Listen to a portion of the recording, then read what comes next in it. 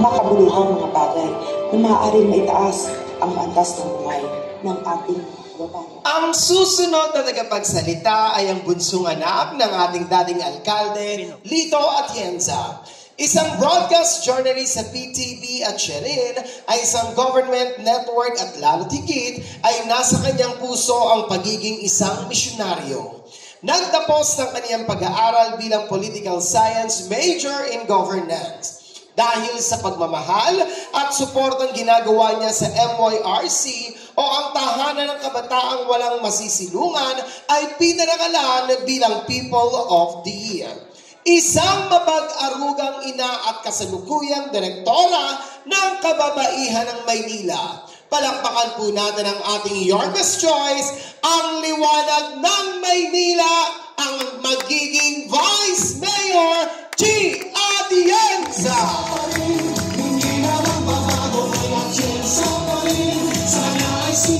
Magandang hapon po sa inyong lahat. Kamusta po kayo? Siguro giniginaw kayo. Dahil magpasok ko dito, naramdaman ko ang lamig dito sa loob ng kwarto. Ako po si Chi Atienza, ang bunsong anak ng dating buting Mayor Lito Atienza. Ako rin po ang direktora ng Kababaihan ng Maynila. Isang organisasyon na pinunang aking mga magulang 40 years ago. Naaalala niyo po ba, noong panahon na ito'y nag-uumpisa, yung mga original members ng Kababaihan ng Maynila narito ngayon, dahil nakikita ko ang mga mukha ng ilan sa inyo at nakita ko medyo kilala ko kayo. Nung nag-uumpisa po ang Kababaihan ng Maynila, merong isang maliit na matabang bata na nasa likuran ng aking mga magulang noon. Ako po yun. Hindi ko naman nakakalain, ako palang magpapatuloy ng mga nasimula nila. At kagaya rin po ng aking kapatid na si Kuya Kim, kilala niyo po yun? Tayo-tayo lang naman. Hindi ko kayo isusumbong. Sino ang mas pogi? Si Kuya Kim o si Ali? Parang isa lang ang nagsabi na si Kuya Kim ang mas pogi. Sabi ni Nanay, hindi. Hindi ko po kayo susumbong. Hindi, pero kagaya po ng aking kapatid na si Kuya Kim, ako rin po ay nasa telebisyon bilang isang broadcast journalist. Ngunit bata pa lang po ako, ang pangarap ko sa aking buhay ay maging isang misyonaryo. Pero hindi po yun na isa katuparan.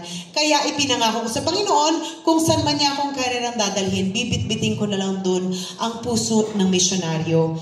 Kaya nung ako po ay naging isang broadcast journalist for 7 years, ginawa ko pong misyon na umikot dito sa ating bansa para kunin ang kwento ng ating mga kababayan na napag-iwanan sa laylayan ng lipunan. At ginamit ko po ang aking boses para sila ay marinig ng gobyerno. Ngunit sa totoo lang po, sa paglilibot namin ni Yorme dito sa Maynila, napansin ko, hindi pala kailangan lumayo.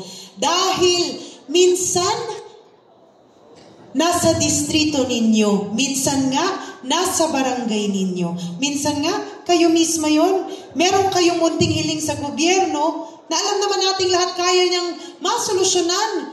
Ngunit, isang bagay na natutunan ko, kahit ano pala ang isigaw natin, kung ang gobyerno ay hindi po marunong makinig sa tao, ika nga po ni Yorme, nga pa rin pala tayong lahat. Kaya nung tinanong po niya ako kung maaari niya ako maging katambal bilang vice-alkalde, ang inisip ko, hindi na lamang ako puro boses at may magagawa na rin po ako.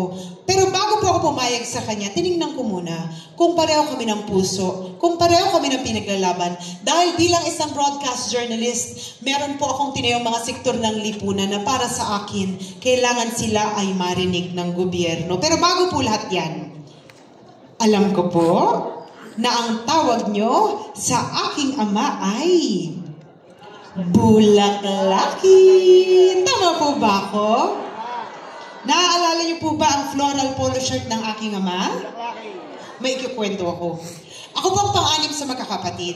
At alam po ng buong pamilya ko, lalo't lalo na ng mga kapatid ko, na pag ako ay tumayo sa isang bagay, kahit pa magkampi-kampihan na lahat ng mga kapatid ko, hindi po ako natitinag.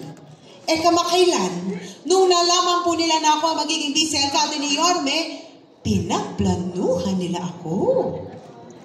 Nalaman ko na gusto daw po nila sa akin ipasuot ang polo shirt ng aking ama. Ang sabi po nila sa akin, dahil dati daw nung si Ali ay tumatakbo, pinasuot nila ang floral polo shirt ng aking ama. At pag nakikita nyo si Ali, akala nyo bumata, si Lito Atienza. Kaya ang tinanong ko sa kanila ngayon, gagawin nyo namang babae? Si Lito Atienza? At dahil na nervyos po ako na baka ipilit nila sa akin ang kanilang gusto, inunahan ko sila. Kaya kinabukasan, may malaking bulaklak na po ang aking likuran. Di napagbigyan ko sila dun sa bulaklak na gusto nila. Pero nasunod pa rin ang aking kagustuhan. Kaya po makulay na bulaklak ang aking pinili dahil naniniwala po ako sa pagiging inklusibo. Di ba nasabi ng Panginoon, lahat tayo pantay-pantay sa Kanya? Tama po ba ako?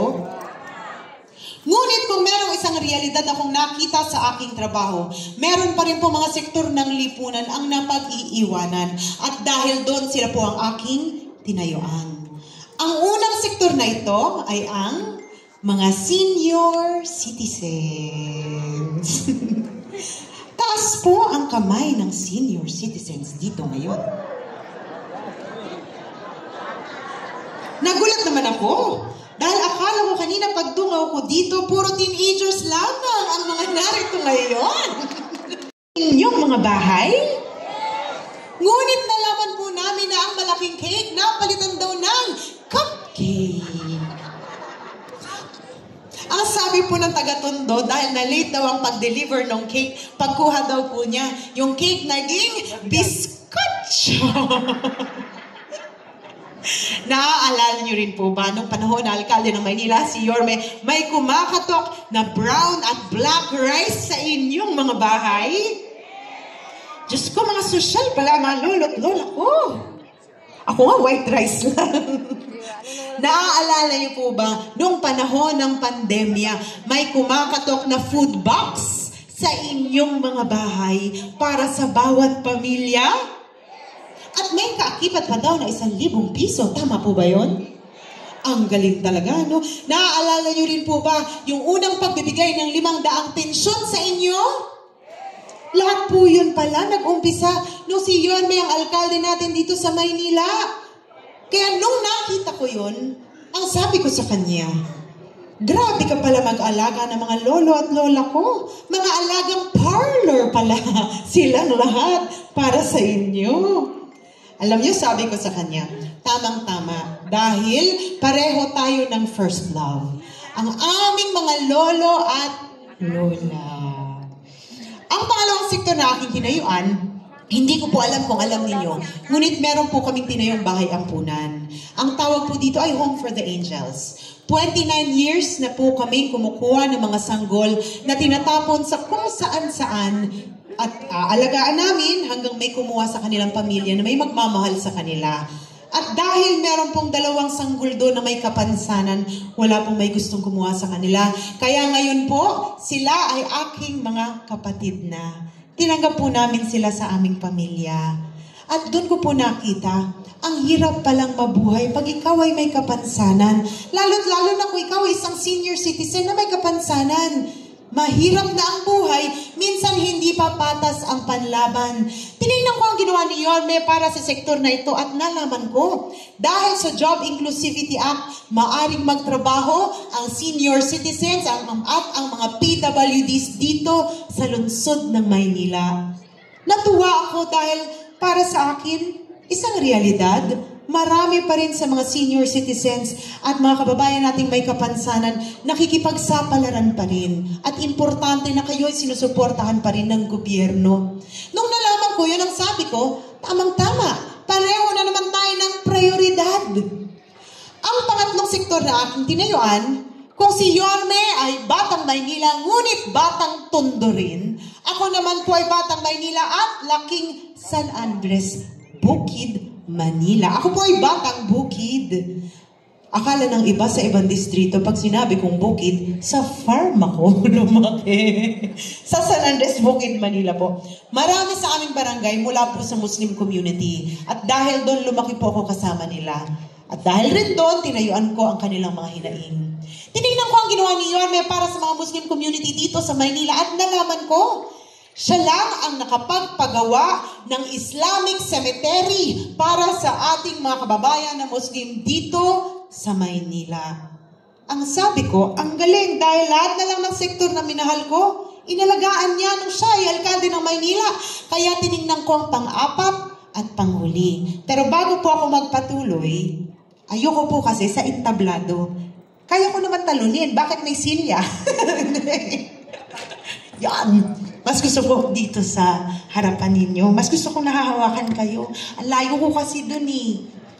Hindi ba, Nay? I love you, Nay. Kukwento ko. Itutuloy ko na kwento ko. 25 years ago, no ako po'y nag-aaral ng kolehiyo sa De La Salle University. Pero bago ko po ipagpatuloy ang kwento ko, kailangan ko lang talagang sabihin. 25 years ago akong nagkolehiyo. Dahil ang akala po nung iba, bata pa po ako. Mukha lang po, Nay. 43 years old na po si Chia Tienza. May 3 na po akong malalaking anak. Nandito nga po yung aking isang anak. Mag-hi ka, Ariana. At meron pa po akong mas matangkad dyan, 18 years old. Halos 20 taon na po akong may asawa. Tay, hindi na po ako dalaga. Dala na po ako. Ibabalik ko na sa kwento ko. No, ako ay nag-aaral ng kolehiyo 25 years ago. Ang aking amay, alkalde ng Maynila noon. Ang sabi niya sa akin, kailangan daw maghanap ako ng trabaho dahil hindi na raw niya ako susuportahan. At alam niyo naman po gano'ng kamahal ang tuition fee sa Lasal, tama po ba? At dahil doon naghanap ako ng trabaho, buti na lang tinanggap po ako ng ABS-CBN at ako po ay naging isang artista. Kilala niya si Heart Evangelista? Kasabayan ko po si Heart. Ngunit si Heart sumikat. Si Chia Tienza hindi po sumikat. Pero okay lang. Nagkaroon naman ako ng pambayad sa tuition fee ko. Pero ako naniniwala. Kaya ako pinadaan doon ng Panginoon para malaman ko ang kalagayan ng mga LGBTQ+ dito sa ating bansa. Nakakalungkot na malaman dahil hanggang sa ngayon, hindi pa rin po patas ang kanilang panlaban at meron pa rin pong diskriminasyon at dahil doon, sila rin po ay aking tinayuan. Tinignan ko ang ginawa ni Yame nung siya ay alkalde ng Maynila at nalaman ko. Pati pala mga LGBTQ+ community dito sa Maynila, inalagaan at minahal niya. May grupo nga po siyang Bekshies of Manila. Sabi ko, lahat na lang talaga ng sektor na tinayuan ko, inalagaan at minahal mo nung ikaw ay alkalde ng Maynila. Ang iniisip ko, nahanap ko na yata ang soulmate ko sa public service. At dahil doon, binigay ko po ang aking matamis na oo. Pero, sabi ko, bago ako tuluyang pumayag sa'yo, kailangan sagutin mo muna ang katanungan ko. Sabi ko, bakit sa lahat-lahat at sa dinami-dami ng vice-alkalde na pwede mo namang pinili, bakit ako ang pinili mo? Ang dami pong may gusto maging vice-alkalde ni Yorme, ang dami nga pong nag-apply. Pero sabi ko, pakiramdam ko nga kahit na sinong tanungin ko ngayon dito, papayag eh. Ay, tay. Pag po ba tinanong kayo ni Yorme kung maari kayo maging vice-alkalde niya, papayag po ba kayo? Opo. Si tatay hindi na nag-isip. Opo. Ako nag-isip pa at nagtanong. Sabi ko, bakit ba ako ang napusuan mo? Ang sagot po niya sa akin, dahil unang-una, kilala kita bata ka pa lang. Nakapagtapos ka ng political science major in governance. Panahon ng iyong ama ay alkalde ng Maynila. Maari ka naman pumasok sa mundo ng politika. Maari naman po talaga eh. Ngunit ginamit mo ang pagiging bunsong anak ng alkalde para ikaw ay maging isang misyonaryo. Nung ikaw ay bata pa, ginamit mo ang iyong boses para marinig ang hinaing ng mga kabataan dito sa Maynila. Nung ikaw ay naging ina, tinayuan mo ang mga hinaing ng ina para sila ay marinig ng gobyerno. At nung ikaw ay naging isang broadcast journalist, inalam mo at isinigaw mo ang hiling na marinig ng ating mga kababayan na napag-iwanan sa laylayan ng lipunan. At sabi niya, ang gusto kong katambal ay isang tao na marunong makinig at marunong ipagtanggol ang mga Manilenyo.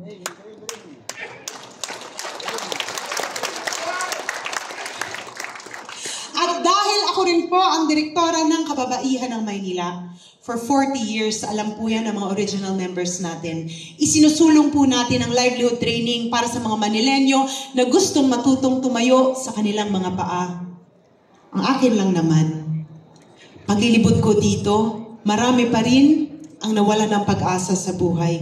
Alam niyo, pagpunta po namin dito sa inyong distrito, sa inyong barangay, hindi ko pong mapigilan na maluha ng kaunti dahil nakita ko na marami pa rin sa mga lolo at lola ko hanggang sa inyong edad, nakikipagsapalaran pa rin kayo.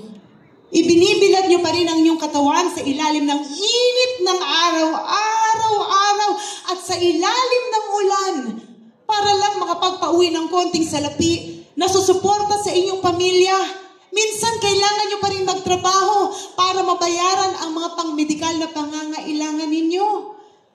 Para sa akin, dapat kayo ay minamahal, inaalagaan, at kahit kailanman, hindi kayo dapat sinasaktan ng kahit na sino man.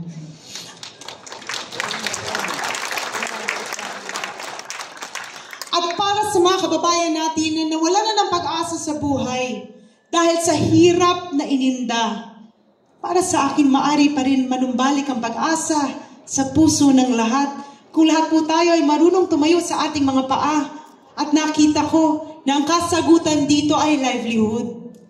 Nung sinabi po sa akin ni Yorme na susuportahan niyang livelihood para sa mga Manilenyo, ang sagot ko po sa kanya, ipaglalabang kita hanggang sa dulo ng mundo dahil naniniwala ko na ikaw ang karapat-dapat na alkalde dito sa lungsod ng Maynila. Sa aming paglilibot dito sa Maynila, sa 6 na distrito, iisa lamang po ang isinisigaw ninyong lahat. Ano nga po yun? Bumalik ka na! Bumalik ka na. Alam ko po, kaakibat ng sigaw nyo na bumalik na si Yorme dahil nagnanais pa rin ang inyong mga puso na bumalik ang pagkatok ng gobyerno ng pagmamahal nila sa inyong mga bahay at buhay gaya ng natamasa nyo nung si Yorme ang alkalde natin dito sa Maynila. Alam ko na sa dinami-dami ng alkalde na dumaan dito sa ating lungsod, nakita nyo na si Yorme ang isa sa pinakamagaling na naging alkalde natin dito. At alam nyo, tinitingnan ko po ang inyong mga mata at naiintindihan ko kung anong nasa puso ninyo.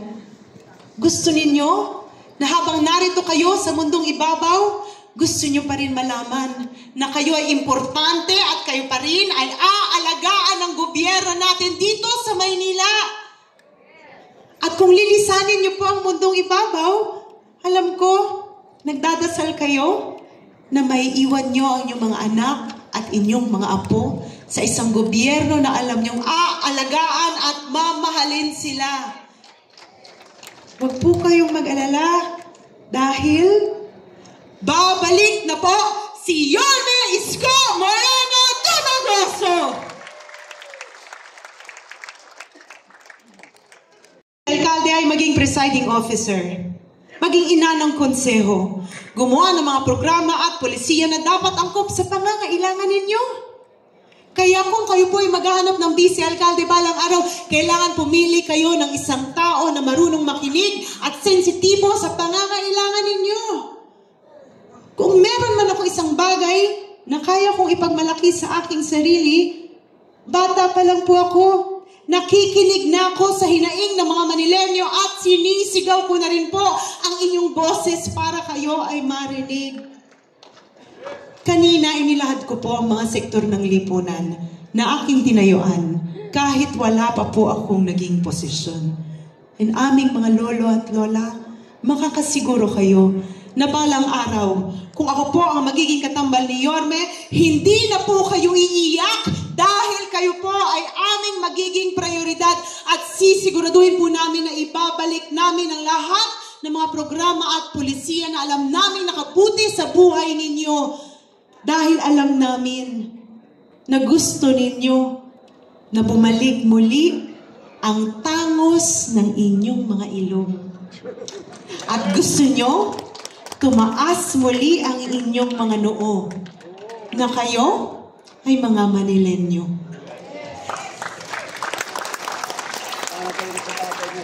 Ngunit, magagawa lang po namin to kung kaalyado namin ang City Council. Kaya kung susuportahan niyo po si Yorme at si Chia Atienza, ako po ay nakikiusap. Sana suportahan niyo po ang lahat ng mga konsehal na nasa likuran ko ngayon under Yorme's choice.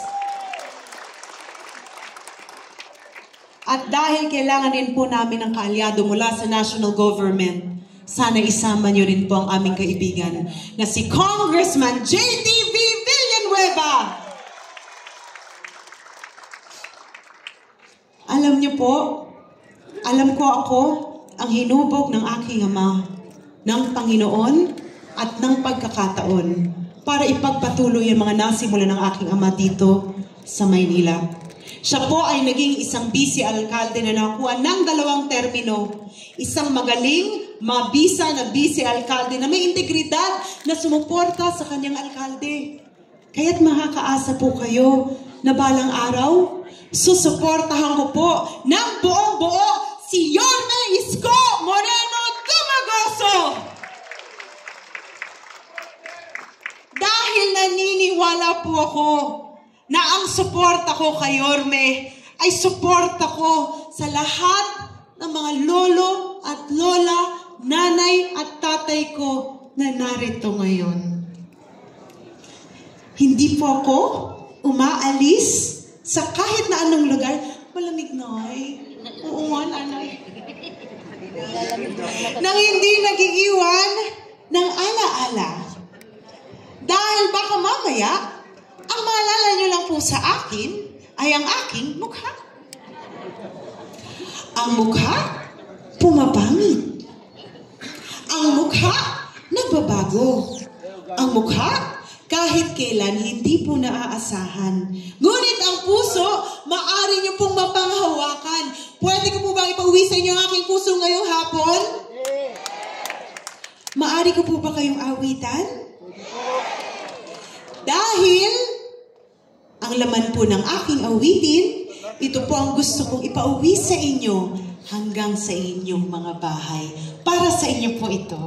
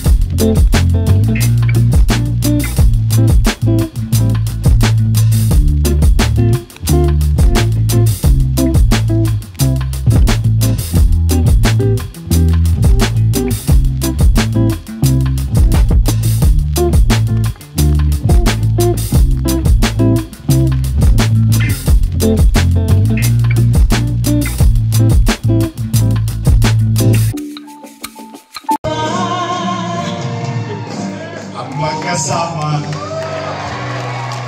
Aming mga lolo at lola, nanay at tatay, gusto ko po alam ninyo na kung balang araw, masungit po namin ni Yorme ang corona. Itong corona ay hindi po pupunta sa aming ulo. Ito po'y pupunta sa ulo nyo, sa ulo ng mga anak nyo, sa ulo ng mga apo nyo, at sa ulo ng susunod na henerasyon. Dahil yan po ang rason kung bakit kami nandito ngayon. Congressman ng District 4. At ngayon din po ng ating pong mga konsihal sa panguna po ng ating buting konsihal, Kuya Doc Francis Almiron, Councilor DJ Malachin, Councilor Romeo Bagay, Councilor Eunice Castro, Councilor Attorney Lady Quintos, at Councilor Rino Tolentino. Sa akin po mga nanay at tatay, manatili lamang po tayo nakaupo sa atin po mga upuan at gagawin po natin ang isang maayos, organisado at may sistemang paglabas sa atin pong venue.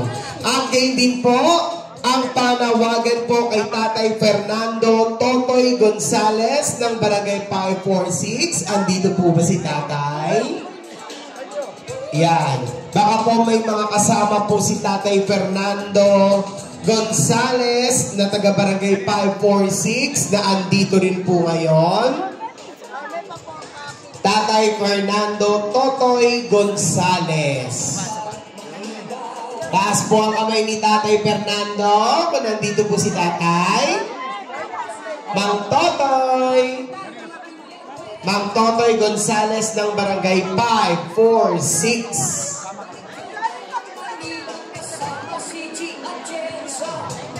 Yan. Tatay Totoy Gonzales ng Barangay 546. Baka po meron po siyang kasama ngayon na Barangay 546 din. Opo, si Tatay Totoy kakilala po. Thank you for coming. Tatay Totoy. So muli po mga nanay at tatay ko, upo lamang muna po tayo at gagawin po natin ang isang maayos na paglabas. At antayin lamang po natin na tayo po ay gabayan at i-assist po ng ating po mga staff para po sa isang ligtas na paglabas at lalo tigit pagbaba po dyan sa itaas. Tatay Totoy Gonzales. Baka naririnig tayo ni Tatay Totoy Gonzales ng Barangay 546.